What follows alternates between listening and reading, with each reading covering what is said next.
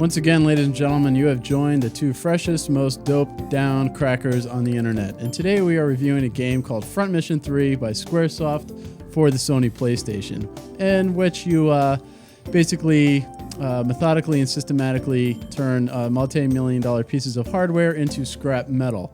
And unfortunately, you don't get to open up your own scrap metal shop, in which you could make a lot of money and buy more weapons.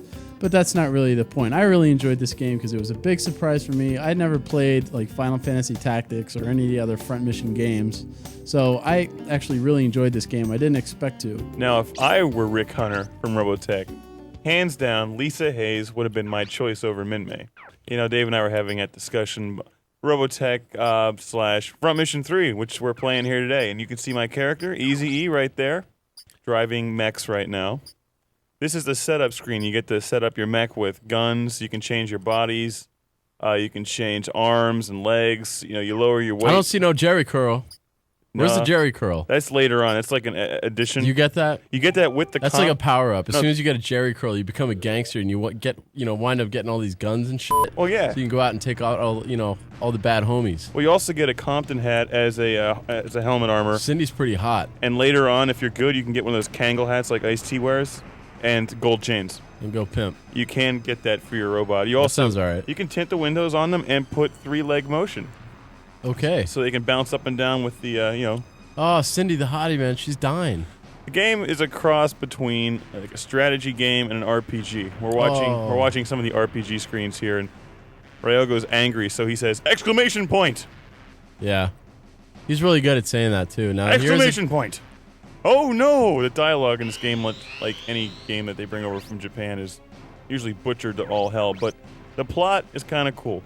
Because there's some sort of secret weapon stolen, and they go into this cave, and it looks like a Kira, because something got like ripped out of the wall, and there's like a big hole in the earth and stuff. It's a little difficult to explain the gameplay here unless you've played it, so I'm gonna do my best. Please, Mark, bless us with your intellect and knowledge. Yes, my knowledge of absolutely nothing. It's a turn-based game. Turn-based. Turn-based. Yes, it's not live action. You're those little robots walking around. Well, the bad guys are orange, but and then when the ground lights up blue, is it turn-based? That's where you can walk to. Then you have to choose what kind of attack you want to do, who you want to attack, what kind of weapons you want to use. Like right there, I just chose to use a missile and blow that guy up. When you attack the other robots, you can blow up their legs, you can blow up their arms, their bodies, etc. It's kind of cool because if you blow both their arms up, they can't hit you, so they kind of sit there with no arms, and you laugh at them. You can also get them to surrender, and then you steal their mech, and you can sell it for parts later on to buy more equipment. It's a very, very long game. It's a very involved game, but it's fun. Dave, do you have anything to add to this conversation? No, you pretty much won't stop talking. All right. How about you add your 2 cents that I'm sure everybody wants to hear? This game is cool. The mission we're watching here is a one that's kind of like, maybe 10 hours into the game. I think the game claims to be, 150 hours of gameplay. 150 hours of game. I didn't have that kind of time in college, let alone now. No. This is one of those games that they should only release like once every 5 years because how often are you really going to play this game? It's tough. It's fun. I mean, it's addicting, but 150 hours. Come on. Actually, if anyone out there... What do you want from me?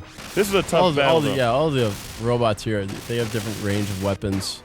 It's sort of like going out with your own little SWAT team. Everybody does something a little bit differently. It's cool to have. You have guys with missile launchers. You kind of have them hang out in the back and lob missiles at other people because the range is longer. You have other guys that have a higher armor content, and they like run up and start, busting people's heads in and stuff. Do they have a real tactical advantage making gigantic Mechwarrior type things like this? I know the reason why. I mean, they seem like they could trip a lot. A tank might be better. I know why. Airplanes can fly. I know why. Okay, Dave, why? Because they look cool. Apparently that's a tactical advantage over your enemy. Yes. They're sitting there going, wow, these guys look like badasses. We're throwing down our weapons. They just look cool. Okay. That's all there is to it. But there's no real reason, because remember in Robotech, they built... No, there is not. There is absolutely no reason whatsoever. Robotech, how cost efficient could one of these things be? Not very. No. Unless they found some sort of new fuel, you know what I'm saying? but they didn't explain that in the game. Plus, you got to keep the balance steady on them. Yeah. Bringing back to Robotech, they built them because the Zentradi were bigger than the humans, so they needed these big robots. And they needed some sort of device to fight back the Zentradi onslaught because these guys were like 50 feet tall and we're sitting here like 5 foot.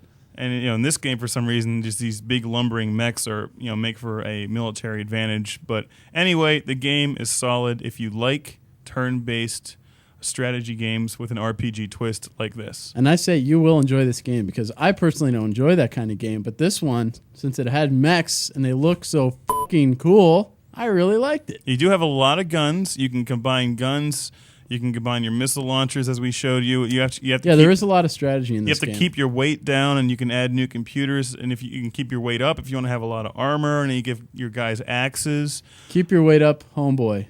And the game is identical in many ways, if you remember Final Fantasy Tactics. Not a big selling game, but a huge cult favorite because it was really good. I liked Tactics better.